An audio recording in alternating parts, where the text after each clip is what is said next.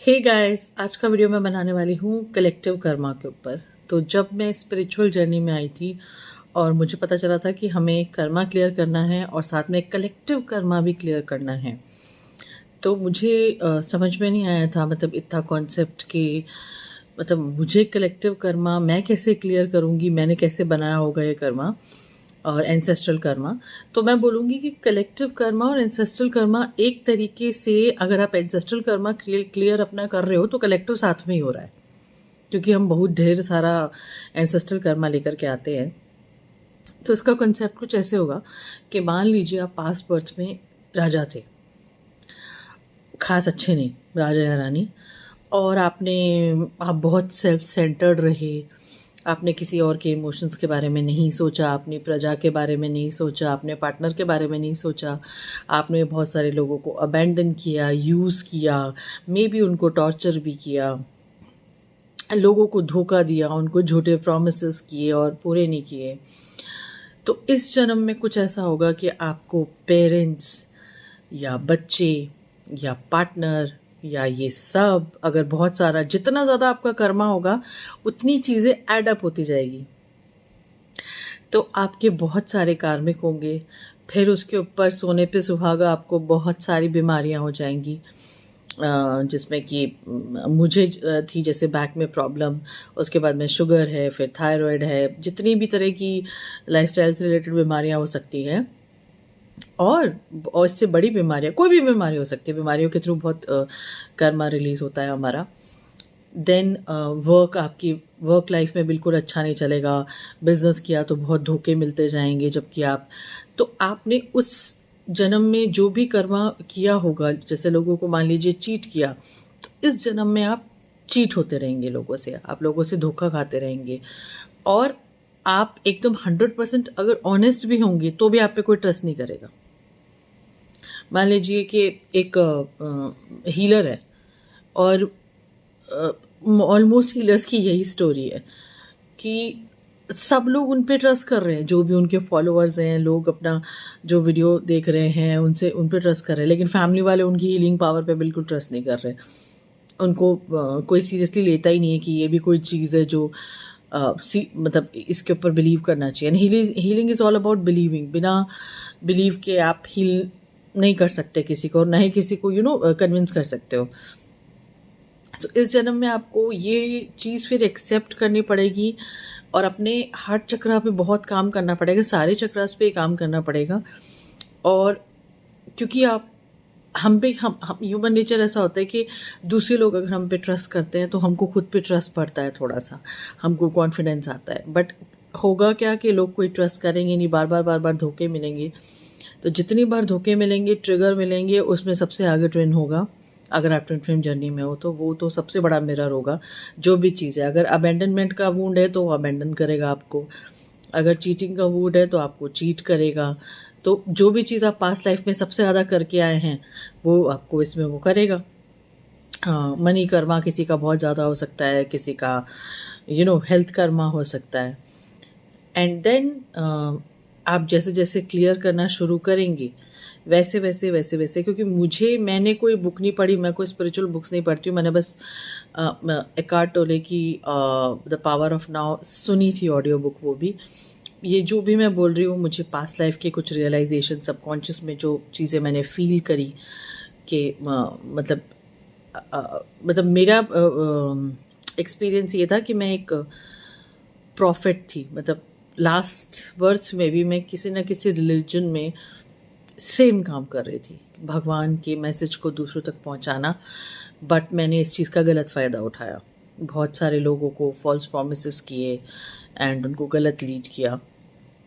सो वो कर्मा अभी मैं भुगत रही हूँ उसको। मुझे बहुत सारी बीमारियाँ हैं एंड इसमें आपको बहुत सारे लाइफ में कार्मिक भी मिलते हैं जो आपको बार बार मैंने बोला ना, जैसे कोई अब आपको ट्रस्ट नहीं करेगा आपको।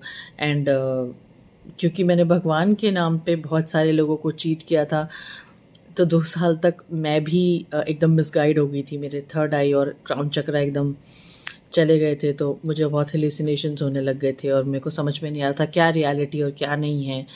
तो मुझे एक तरीके से भगवान की तरफ से भी शॉक मिला था, मतलब मेरा दिल टूट गया था कि भगवान ने मेरे साथ ऐसा क्यों किया। सो जब ये चीज़ें राउंड होकर के वापस सर्कल होकर के मेरे तक वापस पहुंची तो मुझे समझ में आया कि ये चीज़ें थी। एंड जितना भी समझ में आए, अगर आंसर मिल जाए तो बहुत अच्छा है, नहीं तो क्लोजर लेने की मैं कोशिश करती हूँ, एक्सेप्ट करने की कोशिश करती हूँ, और जो चीज़ नहीं एक्सेप्ट कर पाती हूँ उसको फिर और हील करने की कोशिश करती हूँ कि भाई अगर ये ट्रिगर आए ही जा रहा है, कोई पर्सन या कोई सिचुएशन मुझे ट्रिगर कर रही है, तो हील करने की मैं कोशिश करती हूँ। अभी तक तो मतलब यही चल रहा है मेरा। अब सेकंड थिंग, एंसेस्ट्रल कर्मा, जैसे मैंने बोला कि एंसेस्ट्रल कर्मा और ये आपस में कनेक्टेड होते हैं। तो जो आपने पास्ट लाइफ में किया होगा ना, लगभग वही चीज़ आपके एंसेस्टर्स ने करी होगी, तो उन्होंने वो कर्मा क्रिएट कर दिया, तो आपको उसका उल्टा होगा आपके साथ में। मतलब मान लीजिए कि आपके एंसेस्टर्स ने धर्म के नाम पे, रिलीजन के नाम पे लोगों के साथ में बहुत भेदभाव किया,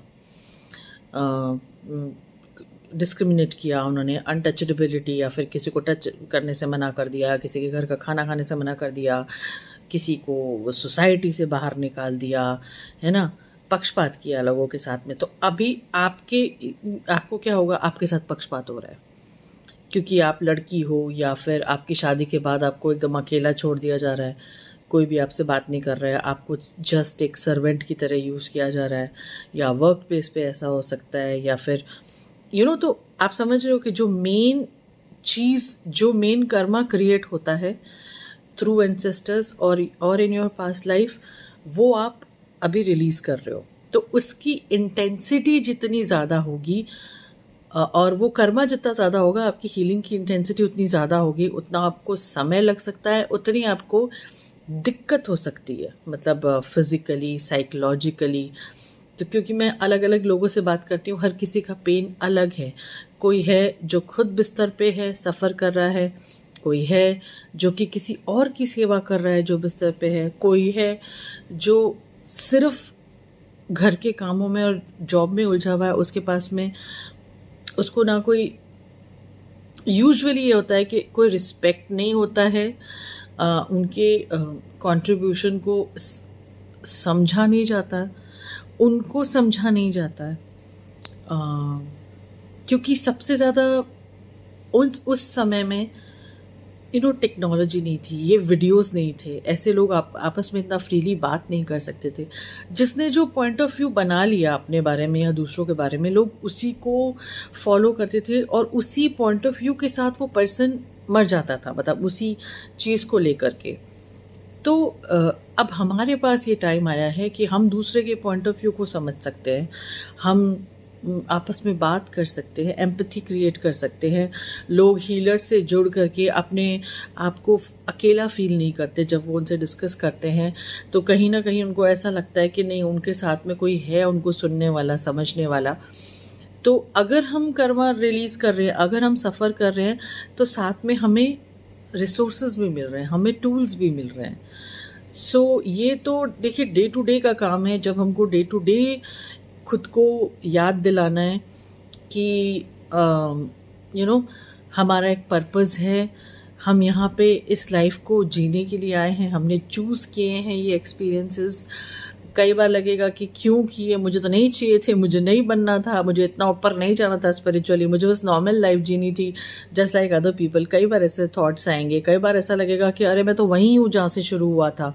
जब आप ट्रिगर में होगे, जब आप नीचे चले जाओगे वापस, है ना, सेम जिसका जो ट्रिगर सबसे डीप होता है ना, वो सबसे ज़्यादा रिपीट होता है। और उसमें आपको मोस्टली यही होता है कि मतलब आप अबेंडनमेंट, मतलब सब लोगों ने आपको छोड़ दिया, और सेकेंड ये होता है आपको लगता है ये कभी ख़त्म नहीं होगा, ये ऐसे ही चलता रहेगा। ये ट्रिगर्स ऐसे होते हैं क्योंकि कई लोगों ने कई पीढ़ियों तक एक ही ज़िंदगी को जिया है, उसी ज़िंदगी को, जस्ट टू सर्वाइव, है ना।